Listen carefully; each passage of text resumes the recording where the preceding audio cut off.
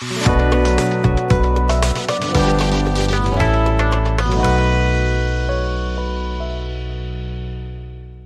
friends, myself Rachna Kaul and I'm back again with the continuation of the chapter, that is the rise of nationalism in Europe. Okay, in the previous video what we have done, we had seen the unification of Germany and Italy. Now what we will do in this video, we will see the unification of the Britain. ठीक है, before that let's recapitulate the things, हमने अब तक क्या क्या करा. As per the timeline हमने 1789 में देखा फ्रांस में रेवोल्यूशन आया, नेशनलिज्म की फीलिंग जागी लोगों में. Then it has been taken control by the Napoleon in 1799. Napoleon ने टेक ओवर किया. फिर 1804 में नेपोलियन ने सिविल कोड लाया, नेपोलियनिक कोड लाया, और जिसके बेसिस पे बहुत सारी चेंजेस लाई, एडमिनिस्ट्रेशन चेंजेस लाए. फिर उसके बाद हमने देखा कि न्यू क्लास एमर्ज हो गई थी, that is the educated liberal middle class because of the industrialization. और इसी के तहत एक बहुत बड़े रेवोल्यूशनरी, इटालियन रेवोल्यूशनरी काफी फेमस हुए because he had done lot of things. तो गसिपी मजीने, जिनका जन्म जेनेवा में हुआ था, इटली में. फिर हमने देखा कि 1815 में जो है नेपोलियन हार गया और वाटरलू की बैटल में, और वहां पे ट्रीटी साइन हुई वीना. ठीक है, ट्रीटी ऑफ वीना या कांग्रेस ऑफ वीना भी कहा जाता है. तो ये साइन हुई जिसके तहत फिर से कंजर्वेटिव जो है रूल करने लग पड़े. इन्होंने काफी स्ट्रिक्ट लॉज बनाए. और इसी के बाद क्या हुआ, लेकिन लिबरल रेवोल्यूशनरीज कहाँ बैठने वाले थे, इन्होंने अपना रिवोल्ट स्टार्ट किया और 1830 में ये फिर आ गए और कंजर्वेटिव्स को हरा दिया और फ्रांस में ला दी इन्होंने constitutional monarchy. Not only in France, they have done revolution in many parts of the Europe. Clear? ये 1848 तक revolutions चले. इसी दौरान मजीने को एग्जाइल, देश निकाला कर दिया. कहां से? लिगुरिया में उन्होंने रेवोल्यूशन किया था इटली में, तो उनको इटली से बाहर निकाल दिया. फिर 1830 में एक और बात हुई थी कि बेल्जियम जो है इंडिपेंडेंट हो गया था फ्रांस से. 1832 में ट्रीटी ऑफ कॉन्स्टेंटिनोपल साइन की, जिसके तहत ग्रीस भी हो गया इंडिपेंडेंट. किससे? ऑटोमन एम्पायर से. फिर 1834 में कस्टम यूनियन यानी जोल्वरन जो है बनाया गया, जो कि प्रूशिया का इनिशिएटिव था, और इसके तहत इकोनॉमिक फ्रीडम आई, काफी हद तक इकोनॉमिक चेंजेस आ गई.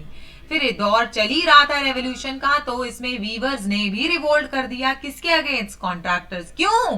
रीजन बिहाइंड, क्योंकि ये वीवर्स को कम सैलरीज, कम वेजेस दे रहे थे और इतना सारा काम निकालते थे.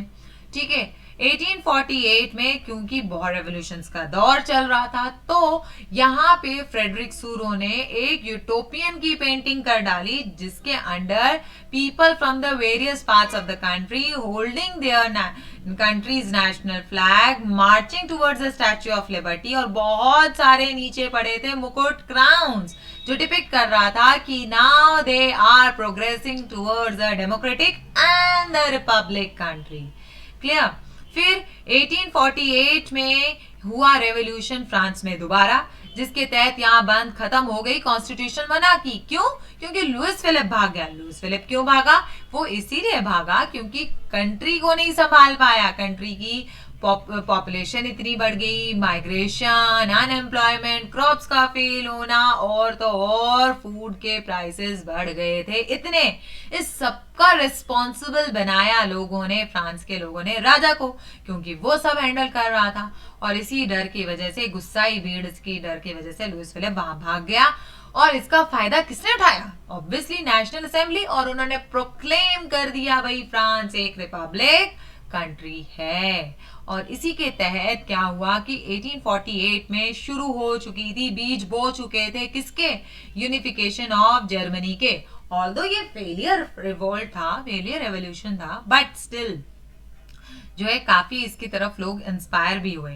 क्या हुआ कि यहाँ पे 831 रिप्रेजेंटेटिव्स ने मिलके कॉन्स्टिट्यूशन बनाया, जिसमें पुअर मिडिल क्लास का कोई रोल था ही नहीं. मतलब they were not the part, they were not become the member of this elected assembly. ठीक है, उस असेंबली के उसमें कोई भी वो मेंबर्स नहीं थे. पुअर थे, और यहाँ से इनका एक पुअर का सपोर्ट चला गया, पुअर मिडिल क्लास का, एडुकेटेड लिबरल क्लास से। फिर और तो और इन्होंने कॉन्स्टिट्यूशन तो बनाया और इसने राजा को प्रेजेंट किया, किंग ऑफ प्रूशिया को प्रेजेंट करा, बट किंग ऑफ प्रूशिया ने उसको रिजेक्ट कर दिया, और जिसके तहत ये हो गया फेल। कॉन्स्टिट्यूशन बनाने की जो एक रेवोल्ट, जो रेवोल्यूशन क्या था, वो वहां पे स्टॉप हो गया था। ठीक है, अब 1859 में जो है शुरू हो चुकी थी तैयारी यूनिफिकेशन ऑफ इटली की। इन्होंने जो है यहाँ पे जो किंग थे, किंग ने जो है कैवर की हेल्प से इटली को करा यूनिफाई।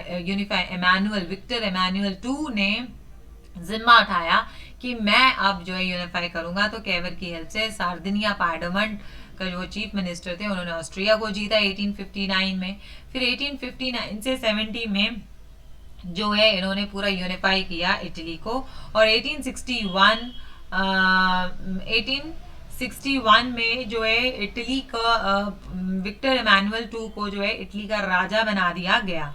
ठीक है, देन दूसरी साइड क्या चल रही थी, तैयारी यूनिफिकेशन ऑफ जर्मनी की, जिसके तहत उसके यहाँ पे 1870, यहाँ पे भी 7 इयर्स लगे इटली को यूनिफाई होने में, और 71 में प्रूशियन किंग विलियम I को जो है बना दिया गया यहाँ का राजा। ठीक है, तो हम पढ़ चुके थे 2 कंट्रीज का यूनिफिकेशन। अब हमें करना है यूनिफिकेशन ब्रिटेन का। See, I had written here the strange case of Britain. Why I had written here the strange case of Britain? The reason behind कि यहाँ पे ब्रिटेन के बारे में आपको थोड़ा सा एक इन्फो देती हूँ। इन्फो इज लाइक ब्रिटेन होता क्या है, ब्रिटेन किसे कहते हैं। Britain actually England plus Wales, जो आप देख रहे हैं मैप में, उसको मिला के है। Then we have the Great Britain. Great Britain क्या है, ग्रेट ब्रिटेन है आपका दिस ब्रिटेन, यानी कि England plus Wales plus Scotland. ठीक है, प्लस स्कॉटलैंड, ये बना आपका Great Britain. Then UK, UK क्या है आपका, यूके है आपका Great Britain plus Northern Ireland. You can see in the map Northern Ireland. ठीक है, और ये पूरा मिला के, यानी कि आपने अब आप बोल रहे हो व्हाट इज दिस, ये वाली कंट्री कौन सी है, ये आपकी कंट्री है रिपब्लिक ऑफ आयरलैंड। ठीक है, ये रिपब्लिक ऑफ आयरलैंड है। You had seen the in the cricket match ना, तो आयरलैंड की एक टीम है, वो ये वाली कंट्री रिप्रेजेंट करती है। ठीक है, ये पूरे का पूरा मिला के क्या बनता है, ये पूरे के पूरा मिला के कहते हैं ब्रिटिश आइसलैंड। ठीक है, ठीक है, और you people must know the capital of England is London. ठीक है, बाकी सब आइलैंड्स हैं, तो ये इसके पार्ट्स हैं। तो this is that's why it is being called this Britain, the strange case of Britain. यहाँ पे एक चीज थी कि कोई एज सच कोई रेवोल्यूशन नहीं आया था। They are taking very long process, धीरे धीरे धीरे धीरे धीरे ये अपने आप को यूनिफाई कर रहे। देयर वाज नो रेवोल्यूशन, क्योंकि यहाँ पे किसी राजा ने नहीं उठाया हुआ था, ना ही कोई रेवोल्यूशन हुआ था, ना ही कोई लिबरल क्लास थी। यहाँ पे पार्लियामेंट ने इनको यूनाइट किया था। ठीक है, देखो यहाँ पे बहुत सारी एथनिसिटी थी, बहुत ज्यादा डिफरेंसेस थे, तो इन सबको यूनाइट करना था। तो कैसे इंग्लैंड के लोगों ने, इंग्लिश कौन हो गए यहाँ, England people, then the Welsh is the Wales people, then the Scottish is the Scotland के people, then we have the Irish, आपके आयरलैंड के लोग जो हैं वो सारे एरिश हैं। क्लियर, तो ये डिफरेंट डिफरेंट एथनिसिटी के लोग थे, डिफरेंट डिफरेंट कल्चर के लोग, लैंग्वेज भी अलग, सब कुछ डिफरेंट था। But this England wants to dominate the whole Europe. ठीक है, यूरोप को डोमिनेट करना चाहता था, और उससे भी ज्यादा ये पूरे ब्रिटेन को डोमिनेट करना चाहता था। तो वो क्या कर रहा था, इसकी पावर बढ़ रही थी। क्यों? Because you might have seen कि जब ब्रिटेन ने हमारे पे कंट्रोल किया था, इंडिया पे कंट्रोल किया था, तो आए तो वो ट्रेडिंग पॉइंट ऑफ व्यू से धीरे धीरे उन्होंने पॉलिटिकली इकोनॉमिकली हमारे को कंट्रोल करना स्टार्ट कर दिया। तो वही हमने देखा था कि पावर स्विच हो गई थी। ठीक है, यहाँ पे मोनार्की से पावर किसको दे दी, पार्लियामेंट को दे दी, इन्होंने खुद दे दी, सरेंडर ही कर दी। किसने? मोनार्क ने डाइल्यूट कर दी पावर उनको देनी, क्योंकि इन्होंने उनको बोला कि तुम अपनी पावर दे दो, नहीं तो otherwise we will had a war and in this you will lose. तो इससे बेटर है कि तुम खुद जो है अपनी पावर दे दो, ठीक है। तो इंग्लिश पार्लियामेंट के पास सारी पावर आ गई थी मनाकी की, तो 1688 में वहां मनाकी खत्म हो गई थी, ठीक है। अब ये चाहते थे भाई पूरे उस पर कंट्रोल करना, तो इन्होंने सबसे पहले क्या किया, स्कॉटलैंड में क्या किया इन्होंने, स्कॉटलैंड को डोमिनेट करने लग पड़े, ठीक है। पूरा स्कॉटलैंड हाईलैंड एरिया जो है उसको सप्रेस करने लगे। इनको बोला कि आप कोई गैलिक लैंग्वेज जो है, जो स्कॉटलैंड की लैंग्वेज थी, ऑफिशियल लैंग्वेज, वो नहीं बोलोगे, कोई नेशनल ड्रेस नहीं पहनेगा स्कॉटलैंड, ठीक है। ये फोर्स करने लग पड़े। क्यों वो फोर्स भी क्या कर रहे थे, उनको फोर्स कर रहे थे, जिसके तहत एक एक्ट बन गया यहाँ पे, ग्रेट ब्रिटेन बना, ठीक है। ग्रेट ब्रिटेन बना, यूके का पार्ट जो है ग्रेट ब्रिटेन बना, जहां जिसके अंडर ब्रिटेन प्लस स्कॉटलैंड आ गया। ये कब आया, as per the act of union, ठीक है। इन्होंने कानून ही बना दिया 1707 में कि अब ग्रेट ब्रिटेन का पार्ट है ये स्कॉटलैंड भी। तो 1707 में इन्होंने स्कॉटलैंड को कंट्रोल कर दिया, उनको अपनी लैंग्वेज बोलने नहीं देते थे, नेशनल ड्रेस पे अपनी लैंग्वेज फोर्स करते थे, अपनी चीजें, अपना कल्चर जो है फोर्स करते थे इंग्लैंड के लोग। इनको, इनकी बहुत बड़ा डिजायर था कि we they want to rule, ठीक है। तो स्कॉटलैंड तो आ गया इसके कब्जे में। उसके बाद बचा आयरलैंड। देखो स्कॉटलैंड में जो है क्या था कि majority, if I would tell you, देखो यहाँ पे इंग्लैंड में मेजॉरिटी थी कैथोलिक्स की, सॉरी, इंग्लैंड में मेजॉरिटी थी प्रोटेस्टेंट्स की, ठीक है ना। व्हाट इज दिस प्रोटेस्टेंट्स, जैसे हमारी कंट्री, जैसे हिंदूज में क्या होता है कि दे वी हैव अ कास्ट, ठीक है, कोई ब्राह्मण है, शूद्राज है, क्षत्रियाज है। सिमिलरली क्रिश्चियनिटी को भी 2 पार्ट्स में डिवाइड किया था, ठीक है। एक था यहाँ पे कैथोलिक्स, एक है कैथोलिक्स, जैसे मुस्लिम्स में शियाज एंड सुन्नीज हैं, तो सिमिलरली हेयर कैथोलिक्स, और यहाँ है प्रोटेस्टेंट्स। 2 टाइप्स के क्रिश्चियंस थे, हुआ करते हैं।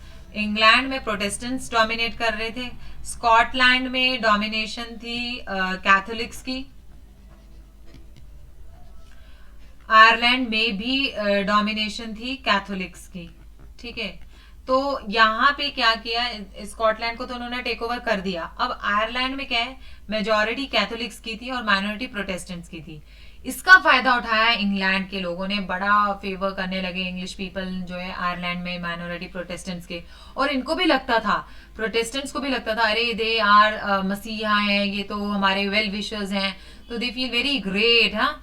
तो लेकिन इसका रिवोल्ट, इसका जो है इसके अगेंस्ट आवाज भी उठाई, किसने, वॉल्फ टाउन ने। This usually asked in the 1 mark का क्वेश्चन, तो you keep in mind, Wolfe Tone ने इसकी आवाज उठाई। इन्होंने 1798 में बहुत सारे इरिशमैन को इकट्ठा किया और आवाज उठाने की कोशिश की इनके अगेंस्ट, बट इनकी आवाज, ये वॉल्फ टाउन थे, इनका ये रिवोल्ट जो था फेल हो गया। ब्रिटिश सक्सेसफुल, और वो बहुत पावरफुल बन रही थी, तो ये सक्सेसफुल रहे इसको, वॉल्फ टाउन को दबाने के लिए, और इसी रिगार्ड में नॉर्दर्न आयरलैंड जो है इनके कंट्रोल में आ गया, ठीक है। तो 1801 में, यानी यूके कब बना, 1801 में, किसको मिला के, great Britain plus Northern Ireland, ठीक है। नॉर्दर्न आयरलैंड बना 1801 में, ठीक है। So this is the thing. तो इस तरह ब्रिटेन ने पूरा कंट्रोल किया। अब इसका कंक्लूजन क्या है, ब्रिटिश के कल्चर, उसके रिचुअल्स को बहुत ज्यादा प्रोपोगेंडा हर जगह फैलाने लगे, लोगों को बोला कि यू हैव टू फॉलो, और यूनियन जैक सिंबल जो इनका फ्लैग है कंट्री का, you can see here many criss cross are there, ठीक है। ये फ्लैग जो है सिंबल बना दिया गया न्यू ब्रिटेन का। फिर नया नेशनल एंथम जो है इंट्रोड्यूस किया गया, God save our noble king, जो है इंग्लिश लैंग्वेज सबके ऊपर इम्पोज की गई। So in this way the culture has been imposed by this English people on the rest of the ethnic groups that was prevailing in the Britain, ठीक है। उनको allowed नहीं था, उनको सिर्फ इंग्लिश की बोलना था। तो क्या देखा हमने, बेसिकली यूके कब बना, यूके बना 1801 में, ठीक है। और जो आपका ग्रेट ब्रिटेन है वो बना 1707 एक्ट ऑफ यूनियन के अकॉर्डिंग, ठीक है। This act of union sometimes ask in the 1 mark का question, you keep in mind. UK में हमने देखा था Great Britain plus Northern Ireland. Great Britain में क्या है, इंग्लैंड, वेल्स एंड स्कॉटलैंड, ठीक है। नाउ क्लास, हम अब तक क्या कवर कर चुके हैं, हम अब तक कवर कर चुके हैं तीनों कंट्रीज का यूनिफिकेशन। ठीक है, अब देखो क्या है, इन यूनिफिकेशन में थोड़ा सा डिफरेंस है। क्या है कि यूनिफिकेशन ऑफ, हम देख चुके हैं तीन कंट्रीज का, one is Germany and other one is of Italy and the third one is of Britain. ठीक है, देखो इन दोनों का यूनिफिकेशन तो कंजर्वेटिव्स यानी मोनार्क्स ने लाया था। ठीक है, यहाँ के राजा बन चुके थे केसर विलियम वन,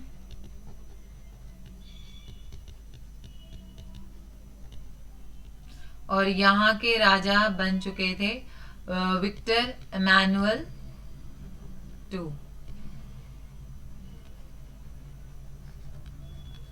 और ब्रिटेन में तो पार्लियामेंट, इंग्लिश पार्लियामेंट का डोमिनेंस था। क्लियर? सो यहाँ पे यूनिफाई किया था मोनार्क्स ने, और यहाँ पे पार्लियामेंट आई थी यूनिफाई करने के लिए। ठीक है, तो दैट वाज द डिफरेंस। तो यही तीन कंट्रीज का यूनिफिकेशन है। अब हम बाल्कन्स में देखेंगे क्या चल रहा था। नेक्स्ट वीडियो हमारी होगी कि लोगों ने नेशन को देखा कैसे, कंट्री को किस तरह प्रिसीव किया, कैसे देखा। ठीक है, so that's all for today. Thank you and have a nice day.